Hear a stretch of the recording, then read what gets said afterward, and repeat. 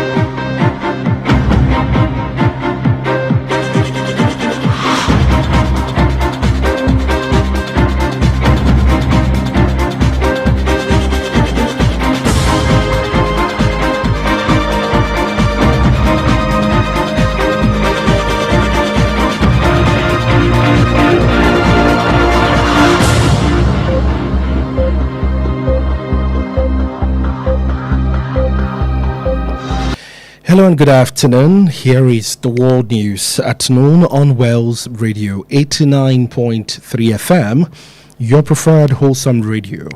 We are reaching you live from Wells Broadcasting House along Alafin Avenue, Oloyede, Estate, Ibadan. I am Ayo.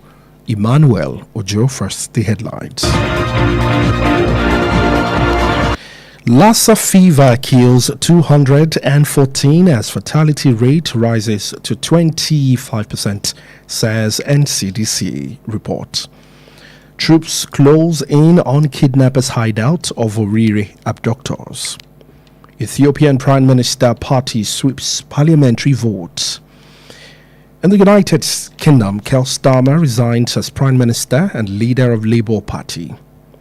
Crude prices drop after U.S.-Iran talks as first round of U.S.-Iran talks end with encouraging progress. And in sport, gala to offer Osimhen number 3 shirt and captaincy. Those are the headlines. Now the news in detail.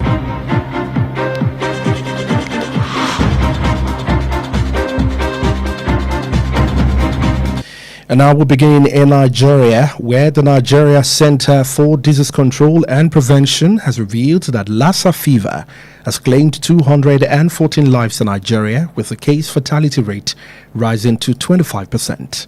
This was contained in the NCDC Lassa fever situation report for week 23.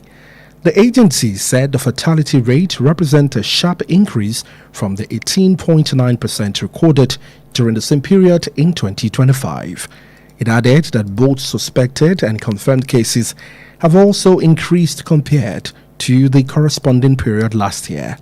In the report, the outbreak has spread across 23 states and 109 local government areas since January 2026. The agency said 5 states account for 84% of all confirmed cases. It also noted that young adults remain the most affected demographic.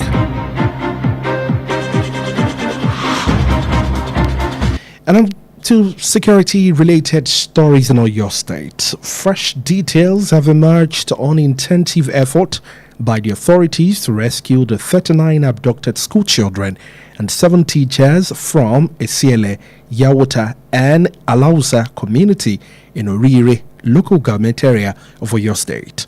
According to report gathered at the weekend, troops and other security agencies have closed in on the surroundings of the hideout of the kidnappers in the National Park Forest. In the vigorous move to rescue the victims and avert possible escape of the kidnappers, sources disclose that troops and other security personnel involved in the rescue operation have effectively surrounded the hideout of the kidnappers within the National Park Forest area, where they have held pupils and teachers hostage for weeks.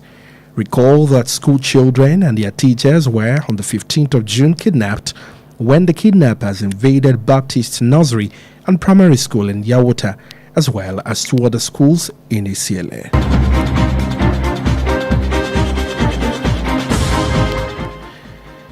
The president of the Well of Salvation Global Ministries, evangelist Mrs. Lillian Bademosi, has called on Christians to thirst for more of God.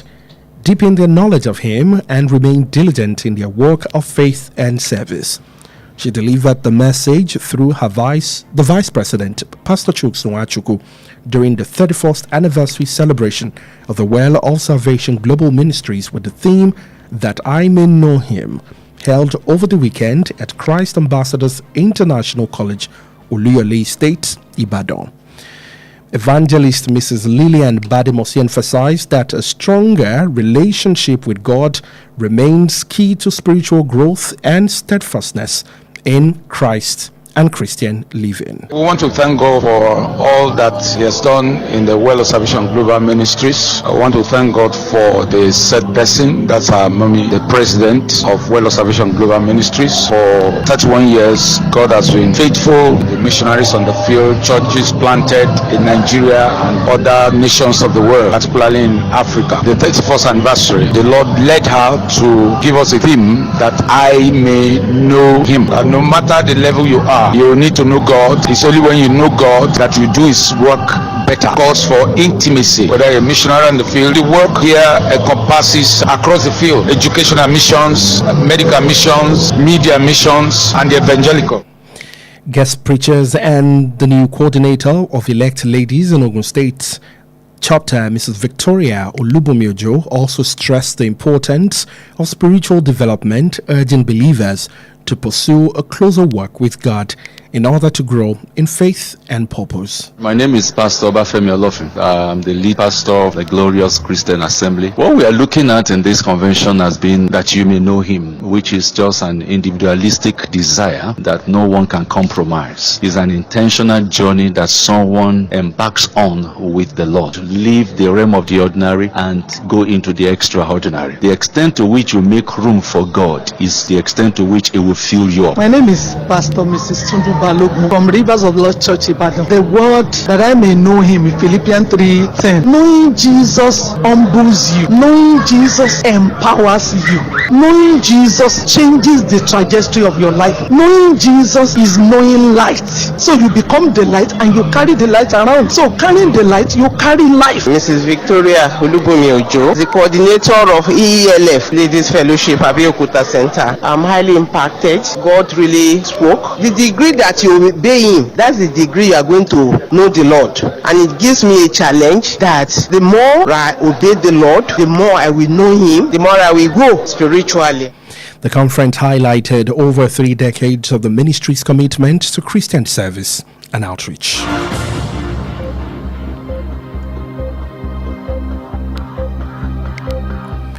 And now moving on to the foreign scene. Ethiopian Prime Minister Abiy Ahmed Prosperity Party (PP) has won a landslide victory in legislative polls held on the 1st of June. The Election Commission said yesterday, giving it almost 90% of the seats. Abiy has led Ethiopia since 2018 and is increasingly criticized for growing authoritarianism, in contrast to his early years when he won the Nobel Peace Prize for mending relations with neighboring Eritrea. The PP was considered the overwhelming favorite in the country of over 130 million, facing a divided opposition that did not field candidates in many constituencies. The ruling Prosperity Party secured 438 of the 486 seats in the House of People's Representatives, according to its report. Its tally after results were announced by the chairperson of the National Election Board in Metalwork earlier. The result accounts for roughly 90% of the contested seat. According to the NEBE, elections were held in 501 of the 547 constituencies in the country, with roughly 40 million people voting. A total of 54 million voters were registered. In the United Kingdom, British Prime Minister Keir Starmer has announced his resignation as a Prime Minister and the leader of the Labour Party. In a statement outside 10 Downing Street today, Starmer said every decision he made while in office was guided by his desire to put the country first.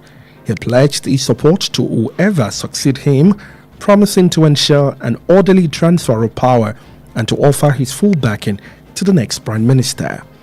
The outgoing leader also thanked his wife, Victoria, his friends, colleagues and members of the civil society and service for standing by him over the past 6 years.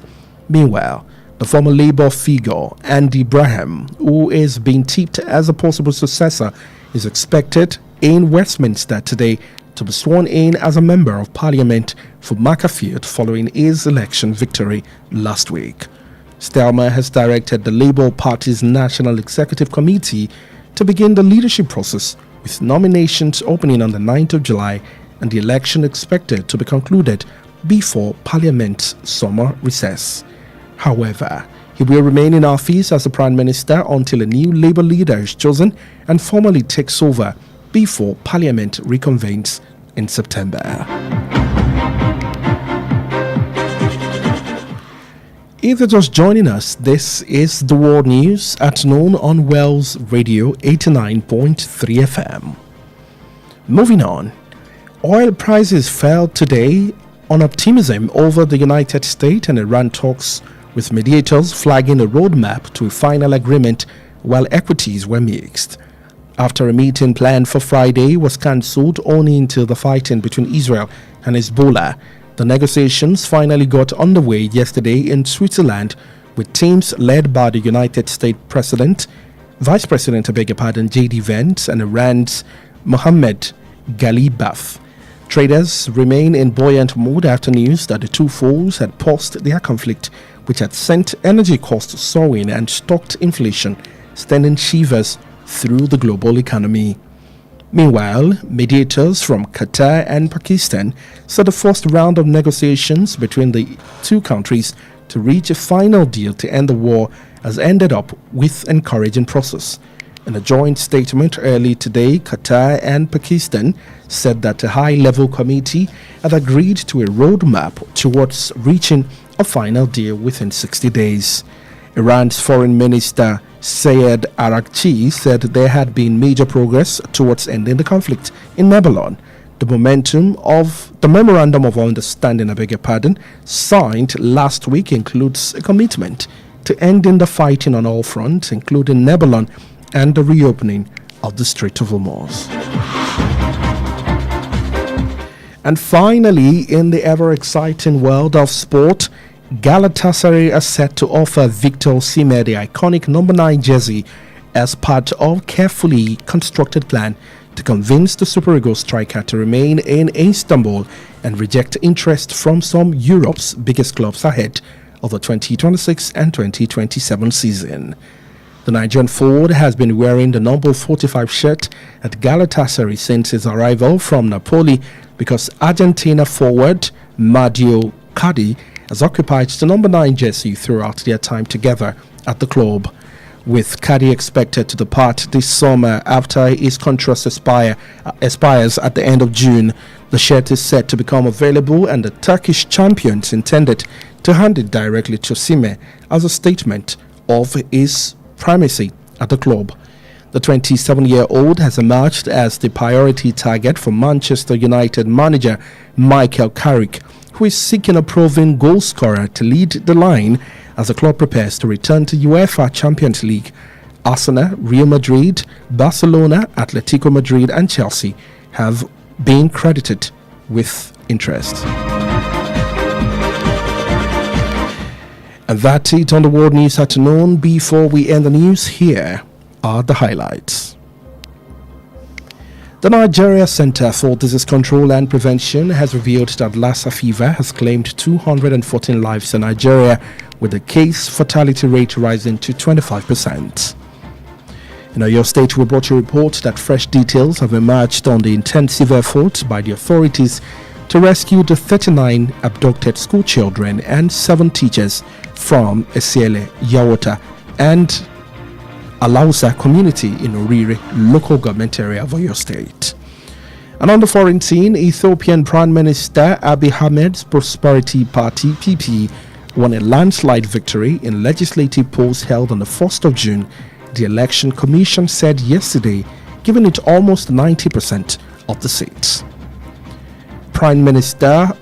British Prime Minister Keir Starmer has announced his resignation as Prime Minister and leader of the Labour Party.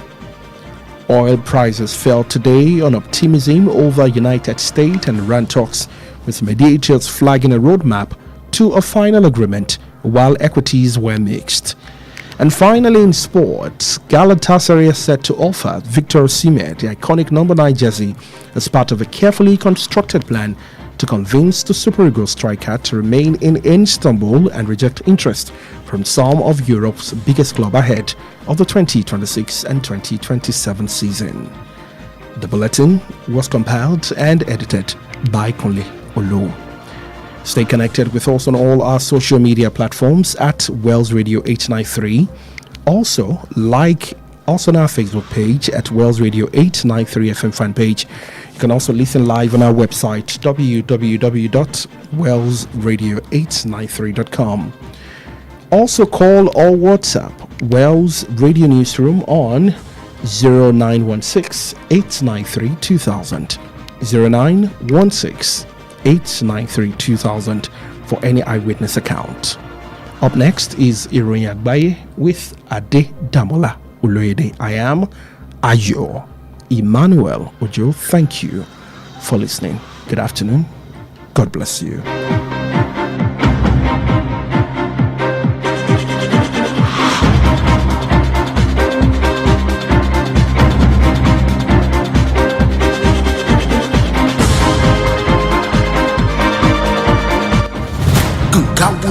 Ayé ń dà gìrìgìrì tí wọ́n ń pọn yìí. West Radio 89.3 FM kànga àgbẹ̀màgbẹ̀.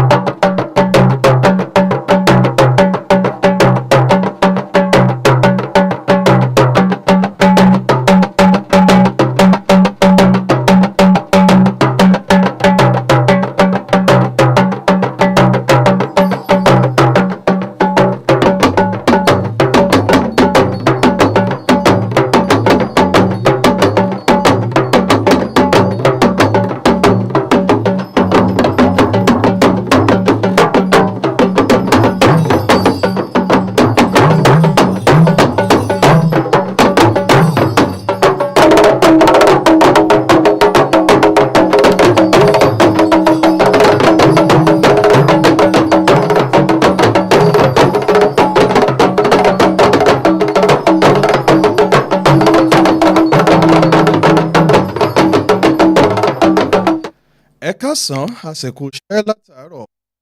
Àkójọpọ̀ ìròyìn àgbáyé fún ti ọ̀sán tòní lóńdè sétí gbọ̀yìn láti ìkànnì kànga àgbọ́mọ̀gbẹ̀ Wells Radio 89.3 FM eléyìí tí a kalẹ̀ sí òpópónà Aláàfin Avenue Olúyọ̀lé Estate ńlẹ̀ Ìbàdàn. Adedamola Oloyede lóníròyìn. Ṣáájú ẹgbẹ́ àwọn kókó tó wà nínú ìròyìn náà.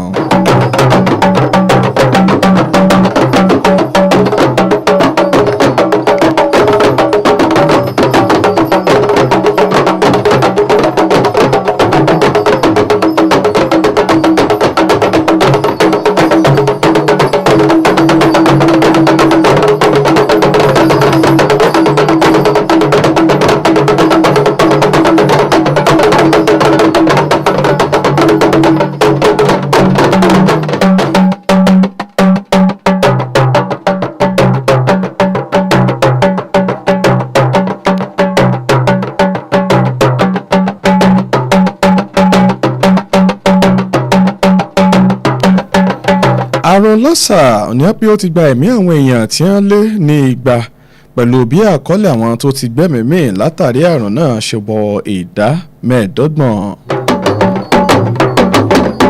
Àwọn ọmọ ológun ní pé wọ́n ti ń gbé ìgbésẹ̀ tí wọ́n sì ń súnmọ́ àwọn ìní ibi fọkọ̀rí tí wọ́n jẹ́ àwọn èèyàn gbé níbi agbègbè Oríire.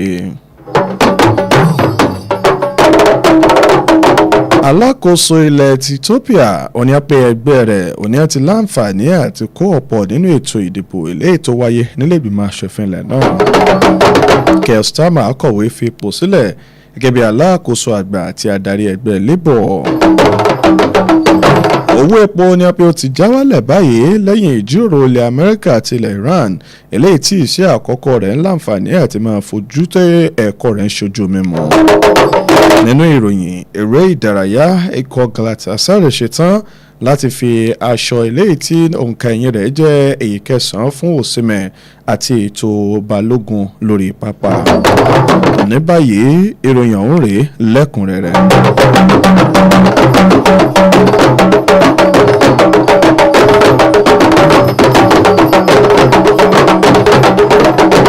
àjọ tó wà fún tó ní ṣe pẹ̀lú ìṣàkóso àti ìdènà àrùn lórílẹ̀‐èdè Nàìjíríà òní àti ìṣiṣẹ́ lójú ọ̀rọ̀ pé àrùn lásà òní àpé ó ti gba ẹ̀mí àwọn èèyàn eléyìí tó lé ní igba lórílẹ̀‐èdè Nàìjíríà pẹ̀lú àkọọ́lẹ̀ àwọn àrùn náà eléyìí tí apẹni ó gòkè lọ síbi ìdá lọ́nà mẹ́ẹ̀ẹ́dọ́gbọ̀n. èyí ló jẹ jáde nínú àtẹ̀jáde eléyìí tí wọ́n fi síta lórí àrùn ọ̀hún ní ọ̀sẹ̀ kẹtàlélógún nígbà tí àjọ náà jẹ́ kó di mímọ̀ wípé àwọn tó ti gbẹ́mìí nínú ètò ọ̀hún òní pé wọ́n ní ó ń ṣe àpẹẹrẹ àfikún láti ìdá 18.9 eléyìí tí wọ́n ní wọ́n ṣe àkọọ́lẹ̀ rẹ̀ lọ́dún 2025 wọ́n ṣe àfikún rẹ̀ wípé àwọn tí wọ́n fura sí àwọn tí wọ́n fìdí rẹ̀ múlẹ̀ wọ́n ní pé àwọn náà ti gbẹnu sókè yàtọ̀ sí eléyìí tí wọ́n ṣe àkọọ́lẹ̀ rẹ̀ lọ́dún tó kọjá.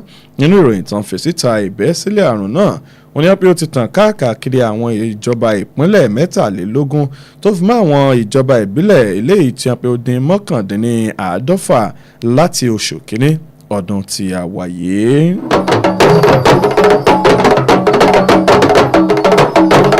ìròyìn tuntun ló jẹ jáde wípé àwọn ìgbésẹ̀ tó ń lọ látọwọ́ àwọn aláṣẹ láti dóòlà àwọn akẹ́kọ̀ọ́ bíi 39 àti àwọn olùkọ́ 7 eléyìí tí wọ́n pè wọ́n ní àwọn ajínigbé jígbé ní agbègbè ahoro ẹ̀sẹ̀lẹ̀ Yahota àti Aláùsá communities wọ́n ní wọ́n pé wọ́n ti ń ṣe iṣẹ́ akin lórí rẹ̀ báyìí níjọba ìbílẹ̀ Oríire ní ìpínlẹ̀ Ọ̀yọ́ gẹ́gẹ́ bí àtẹ̀jáde léètàn síta ní nǹkan òpin ọ̀sẹ̀.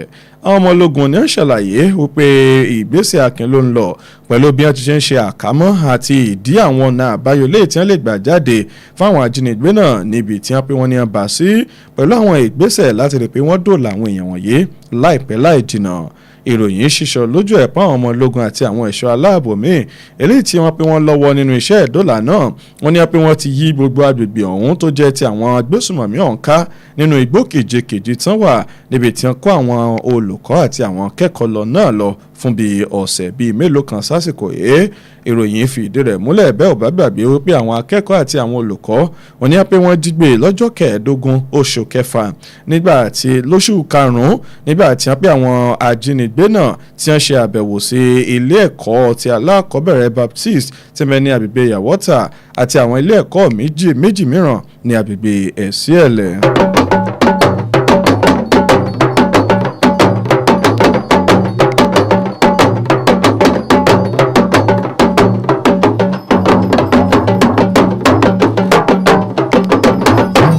ààrẹ àti olùṣàkóso fún ilé ìjọsìn iléeṣẹ́ ìránṣẹ́ Wells of Salvation Global Ministries àjíǹrere obìnrin Lillian Bademosi ni ó ti pe àwọn ọmọlẹ́yìn Kristi láti máa pòǹgbẹ fún àwọn nǹkan tó ní ṣe pẹ̀lú Ọlọ́run tó ń ti mímọ́ wá àwọn nǹkan ìmọ̀ nípa rẹ̀ kí wọ́n sì jẹ́ ẹni tí ó mọ̀ wà ní ìfojúsùn láti mọ̀ rí pé wọ́n rìn nínú ìgbàgbọ́ àti iṣẹ́ ìsìn sí Ọlọ́run ẹlẹ́dàá wọn.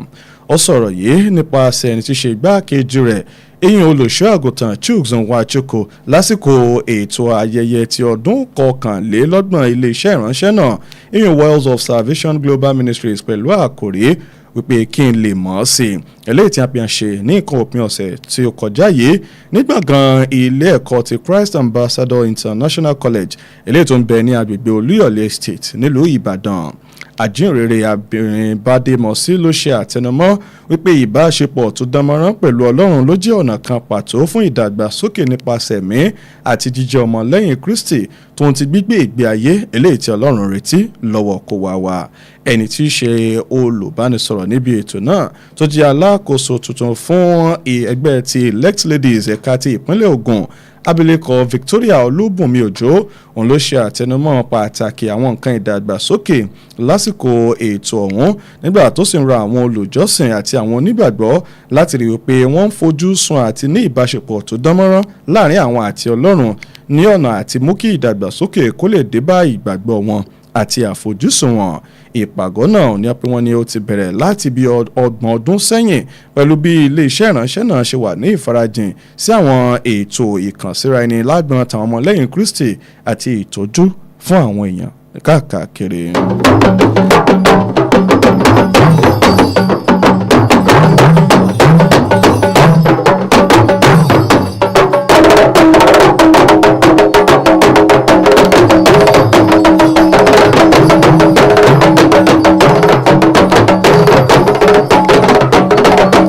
lágbọn ìròyìn ilẹ̀ òkèrè ẹgbẹ́ òṣèlú ti Prosperity Party eléyìí tó jẹ́ ti alákòóso àgbà ilẹ̀ Ethiopia Abiy Ahmed wọ́n ní pé wọ́n ti jáwé olúborí nínú ètò ìdìbò aṣòfin tó wáyé lọ́jọ́ kìíní oṣù kẹfà gẹ́gẹ́ bí àjọ elétò ìdìbò ṣe kéde lọ́jọ́ Àìkú pẹ̀lú bó ti ṣe kó ìdá 90 àwọn aṣòfin nílẹ̀ náà.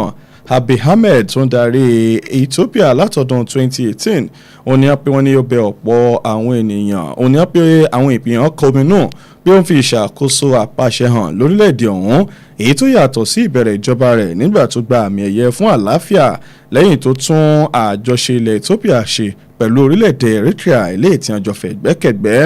Ẹgbẹ́ ti Prosperity Party ni wọ́n kà gẹ́gẹ́ bí ẹgbẹ́ tó ní àǹfààní tó pọ̀ jùlọ láti borí nínú ètò ìdìbò náà lórílẹ̀‐èdè ọ̀hún eléyìí tí wọ́n ní olùgbé tó ń lọ bí mílíọ̀nù lọ́nà 150 gẹ́gẹ́ bí àbájáde tí alága ìgbìmọ̀ ìdìbò orílẹ̀-èdè Ethiopia ṣe sọ yín Emmanuel-Ojo ó kéde pé ẹgbẹ́ Prosperity Party òun lórí àga tó ń lọ bí 2,402 nínú àga tó ń lọ bí 4,406 tó wà nínú ilé aṣòfin ilẹ̀ náà. Gẹ́gẹ́ bí àjọ elétò ìdìbò orílẹ̀-èdè Ethiopia ṣe sọ ìdìbò náà wáyé ní agbègbè ìdìbò bíi 1,500 nínú bíi 2,500 tó wà ní orílẹ̀-èdè náà pẹ̀lú bí ó ṣe jẹ́ pé ó tó mílíọ̀nù lọ́nà 40 ènìyàn tó dìbò nígbà tí àwọn tó sì forúkọ sílẹ̀ láti dìbò jẹ́ mílíọ̀nù 54.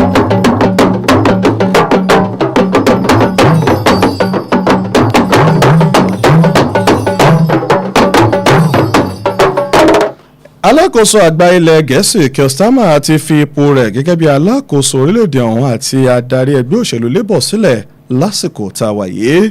Nínú ọ̀rọ̀ tó sọ níta ilé ìjọba tó wà ní 10 Downing Street lónìí, Starmer ṣàlàyé pé gbogbo ìpinnu tí òun ṣe nígbà tó wà lórí ipò òun ló dá lórí ìfẹ́ rẹ̀ láti fi orílẹ̀-èdè rẹ̀ sí ipò àkọ́kọ́ nínú gbogbo eléyìí tó bá ń ṣe. Ó tún ṣèlérí láti ṣe àtìlẹ́yìn fún ẹni tí yóò rọ́pò rẹ̀ tó sì ní òun yóò rí dájú pé ìgbékalẹ̀ agbára fún olórí tuntun òun yóò lọ ní àlàáfíà àti ní ìlànà eléyìí tó bófin mu. Olórí náà tó dúpẹ́ lọ́wọ́ ìyàwó rẹ̀ ìyún Victoria tó fi mọ́ àwọn ọ̀rẹ́ rẹ̀ àwọn alábàáṣiṣẹ́ rẹ̀ àti àwọn òṣìṣẹ́ ìjọba fún ìdúró tí wọ́n fi ṣàtìlẹ́yìn fún láàrin ọdún 6 tó fi ṣe ìṣàkóso. Ẹ̀wẹ̀ aṣáájú ẹgbẹ́ Labour tẹ́lẹ̀ rí Andy Bonham ọ̀ni ẹni tí ọ̀pọ̀ ènìyàn ń tọ́ka sí gẹ́gẹ́ bí ẹni tó ṣeéṣe kó rọ́pò Starmer ní ìrètí wà pé yóò dé ilé aṣòfin yóò ní Westminster lónìí láti búra gẹ́gẹ́ bí ọmọ ilé aṣòfin eléyìí tó ń ṣojú agbègbè Markfield lẹ́yìn ìjáwé olúborí rẹ̀ nínú ètò ìdìbò tó wáyé lọ́sẹ̀ tó kọjá.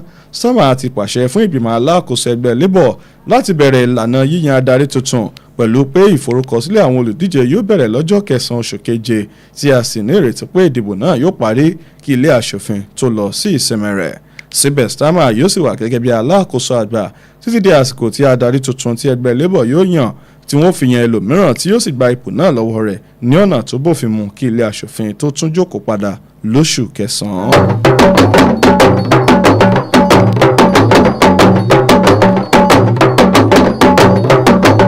Iye owó epo ni ìròyìn fìdí rẹ̀ múlẹ̀ pé ó já wálẹ̀ lónìí lẹ́yìn tí ìrètí tuntun tún bẹ̀rẹ̀ tó sì ń fojú hàn lórí ìjíròrò tó ń lọ láàrin orílẹ̀-èdè Amẹ́ríkà àti Iran nígbà tí àwọn alárinà ṣàlàyé pé wọ́n ti ṣètò àwọn ọ̀nà ìtòlẹ́sẹẹsẹ sí àdéhùn tó gbẹ̀yìn láàrin àwọn orílẹ̀-èdè yìí lẹ́yìn tí ìpàdé kan tí wọ́n gbèrò láti ṣe lọ́jọ́ Ẹtì eléyìí tí wọ́n fagilé nítorí ìjà tó ń lọ láàrin ilẹ̀ Israel àti Hezbollah àwọn ìjíròrò náà bẹ̀rẹ̀ lánàá lórílẹ̀‐èdè Switzerland. àwọn igun méjèèjì ní J.D. Vance tó jẹ́ igbákejì ààrẹ Amẹ́ríkà àti Mohammed Galibaf láti Iran ò ní wọ́n léwájú rẹ̀. àwọn òǹrajà sì ń fi ìgboyà wọn hàn lẹ́yìn ìròyìn pé àwọn orílẹ̀‐èdè méjèèjì òní ti ń dá ìjà wọn dúró fún ìgbà díẹ̀. ìjà náà ti mú kí owó epo gòkè lọ́pọ̀lọpọ̀, èyí tó sì tún mú ìdíyelé ẹrù àti iṣẹ́ pọ̀ sí, èyí tó ń fa àìdùnnú àti ìkànmínú lẹ́ka ètò ọrọ̀ ajé káàkiri orílẹ̀-èdè àgbáyé. ẹ̀wẹ̀ àwọn alárinà láti orílẹ̀-èdè Qatar àti Pakistan òní àti ṣàlàyé pé ìgbésẹ̀ àkọ́kọ́ nínú ìjíròrò láàrin orílẹ̀-èdè Amẹ́ríkà àti Iran láti ṣe àdéhùn ìkẹyìn tó máa parí ogun náà wọn ló ti parí pẹ̀lú àwọn àbájáde eléyìí tó ń fúnni ní ìrètí tó yẹ. nínú àtẹ̀jáde àpapọ̀ ti Qatar àti Pakistan eléyìí tí wọ́n ṣe lónìí wọ́n ṣàlàyé pé ìgbìmọ̀ gíga kan ti faramọ́ ọ̀nà ìtòlẹ́sẹsẹ kan láti ṣe àdéhùn ìkẹyìn láàrin 100 ọjọ́. mínísítà fọ́rọ̀ ilẹ̀ òkèrè láti ilẹ̀ Iran Seyed Agnagache òun ló ṣàlàyé pé ìlọsíwájú ńlá ti wáyé sí ìparí ìjà tó ń lọ ní ilẹ̀ Lebanon.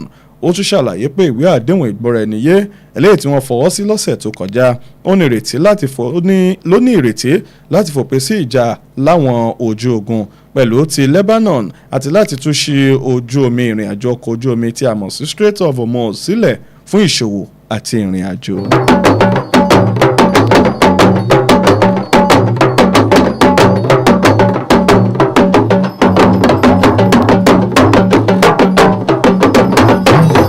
nínú ìròyìn eré ìdárayá ikọ̀ Galatasaray ni a pè wọ́n ṣe tán báyìí láti fún Victor Osimhen ní aṣọ tí òǹkà ẹ̀yìn rẹ̀ jẹ́ òǹkà 9 gẹ́gẹ́ bí ara àwọn ìgbésẹ̀ eléyìí tí wọ́n ti ṣe nísinsìnyí láti rí wípé wọ́n ṣe ètò ìfọ̀jú agbábọ́ọ̀lù ọmọ orílẹ̀-èdè wa Nàìjíríà yìí láti wà ní ilẹ̀ Istanbul eléyìí tí wọ́n sì ń retí pé kó kọ ìgbésẹ̀ àti ìrònú rẹ̀ láti lọ sí ilẹ̀ Europe síwájú ètò sáà ìgbábọ́ọ̀lù ọdún 2026 àtọdún 2027.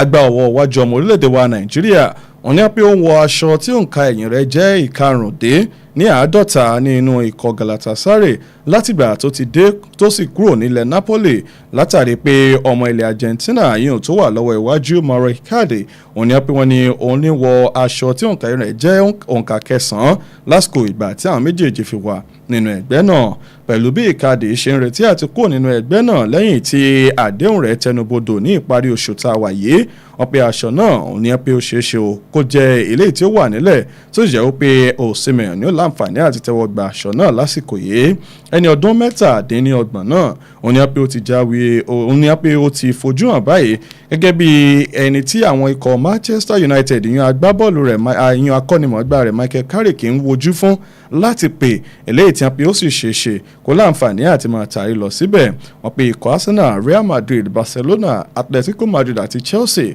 wọn làwọn náà ti ń gbìyànjú àti fojú hàn nínú àtìgbé agbábọ́ọ̀lù náà.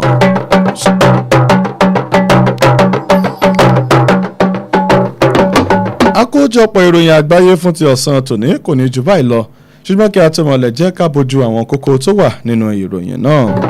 nínú ìròyìn ọ̀hún láti mọ̀ fún yín pé àjọ tó ń rí sí ọ̀rọ̀ ìdènà àti ìṣàkóso àrùn nílẹ̀ yìí NCDC wọ́n ní pé wọ́n ti ṣiṣọ́ lójú ọ̀rọ̀ pé àrùn lásà òun ló ti gba ẹ̀mí àwọn èèyàn ilé ìtàn lé díẹ̀ ní igba lórílẹ̀‐èdè yìí pẹ̀lú àkọọ́lẹ̀ àwọn nǹkan ìṣẹ̀lẹ̀ tó ti bá ìṣẹ̀lẹ̀ náà lọ tó ń lọ síbi 25.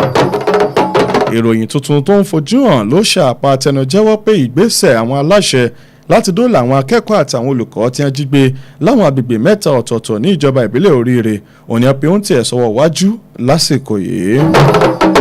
alákòóso ilẹ̀ Ethiopia Abiy Ahmed ó ní ẹgbẹ́ rẹ̀ Prosperity Party òní pé wọ́n ti jáwé olúborí nínú ètò ìdìbò léè tí wọ́n ṣe eléyìí tí wọ́n pe wọ́n ní àwọn sì ń láǹfààní àti tẹ̀ ọwọ́ wájú pẹ̀lú bí àjọ tó ń ṣètò ìdìbò ṣe kéde rẹ̀ lánàá eléyìí tí wọ́n pe wọ́n sì kó ìdá 90 nínú gbogbo ìjókòó ilé náà.